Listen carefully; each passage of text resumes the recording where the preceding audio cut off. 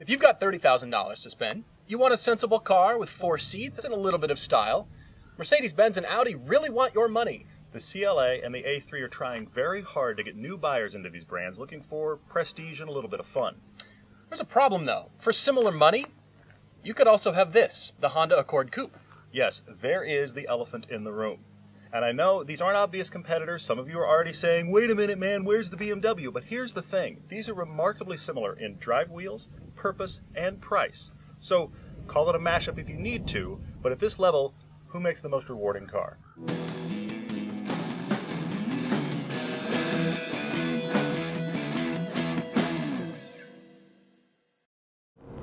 Mercedes makes less expensive models elsewhere in the world, but at least in the US, the CLA 250, like we have it, is about a $30,000 car. You know, Mercedes has two sides of its personality. There's the old world reputation of being these bank vaults for the road that are quiet and isolating and upper scale luxury. And then there's the AMG kind of mullet wearing half of Mercedes that's just about more damn power.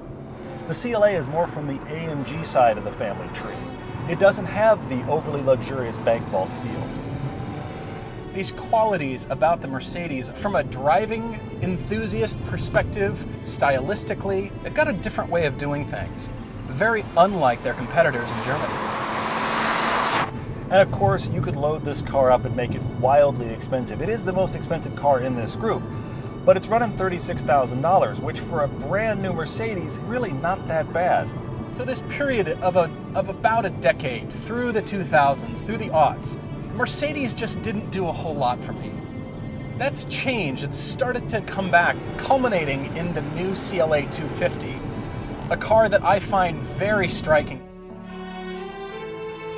You're not going to mistake this car for anything else on the road. You can definitely see the family resemblance. There's that German influence about refining those surfaces so well, the car really works. They've done a good job of putting that 4-door coupe body style on this smaller package.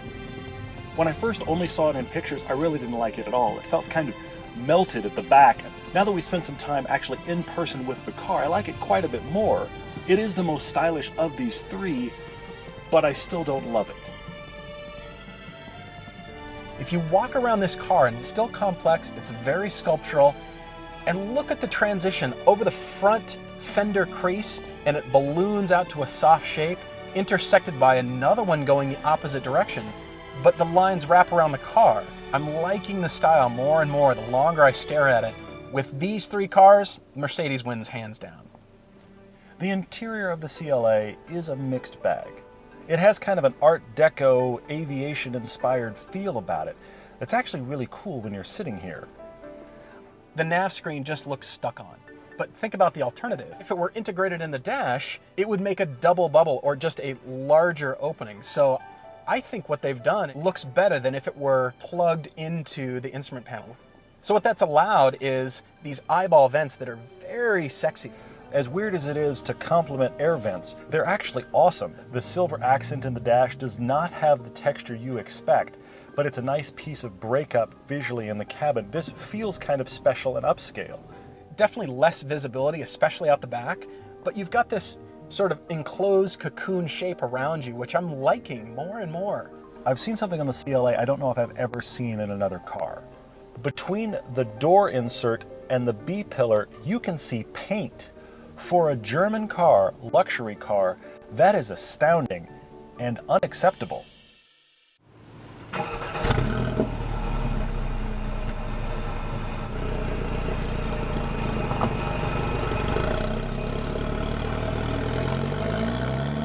You can actually hear quite a bit about the cars around you. You can hear quite a bit about the driveline. There's a lot more noise in this than you would think when you think about a Mercedes. When you first turn the car on, it is in eco mode, which means that the throttle is almost allergic to gasoline. Not only does the throttle pedal really push back against your foot a lot, but the car does everything it can to be in 7th gear. So, the first thing you got to do is turn off eco. Rotate it over to sport at minimum, or manual probably. It makes me want to gaffer tape the stupid button down to manual position, or somehow figure out on startup it's always in the manual setting with the economy mode off. accelerating away, there's no point on the tack where I'm thinking, okay, that's where the turbo comes in. Some cars, it's sort of like a light switch. The CLA doesn't have this. And it doesn't really have a torque curve as much as like a torque table. There is power most everywhere in the rev band. I have to say that even though this isn't the AMG version of this car, it feels like it's been breathed on by the people at AMG. This tiny little engine has more torque than that big V6 in the Accord. Now, power-wise, it's not all good news. This transmission is a disappointment. Downshifts are slower than they should be. You pull a paddle and it thinks about it for a beat. What's interesting is that when the transmission's on full auto mode and you're letting it think for itself, it's actually far better.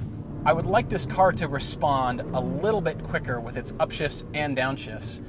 In a corner or on an upshift, you want it right then. But I'm finding myself, now that I'm driving it more and getting used to it, I understand, okay, this is what the transmission's gonna do, and adjust your driving style a little bit to accommodate the transmission. It's that insolent kid that doesn't want to be told anything. It always knows best.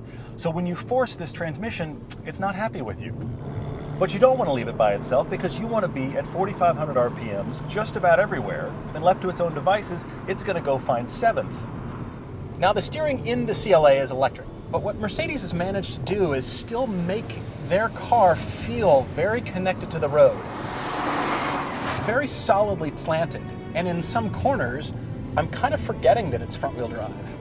This has the best steering feel of all 3 of these cars. It's electric like the other 2, but it's got a good weight, the steering wheel is pretty well shaped, and while I can't really say I feel the tires, I do feel connected to what's going on. It's extremely controllable in corners. Suspension is pretty well controlled. Everything feels very taut, even though there's definitely body roll. Push too hard, and guess what? It understands. It's a front-wheel drive car with a good amount of power. But then you put your foot back in it, and it just sucks this car right out of the corner. Mercedes has only put one suspension on this CLA for the US market. We do not get the dynamic handling, anything like that. And it's fine with me. I find it a good mix between freeway and hustling through tight corners like this.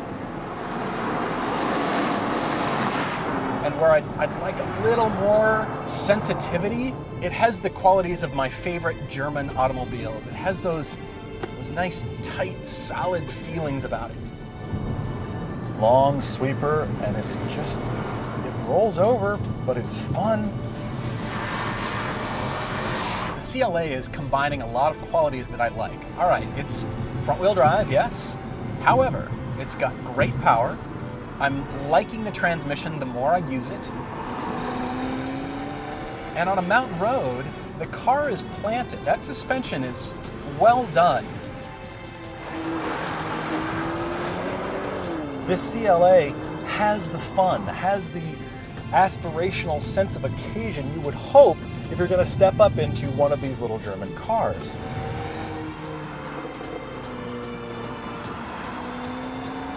Just as everything else with this car, I'm slowly coming to the conclusion, I think I might like to have this CLA.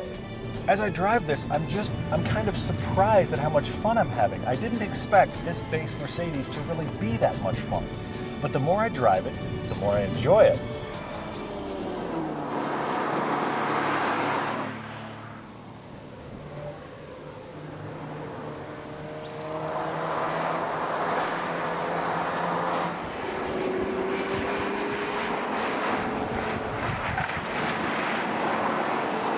I don't care what marketing departments say. The range is ridiculous. As much as I love German cars, I understand and I tend to agree with you.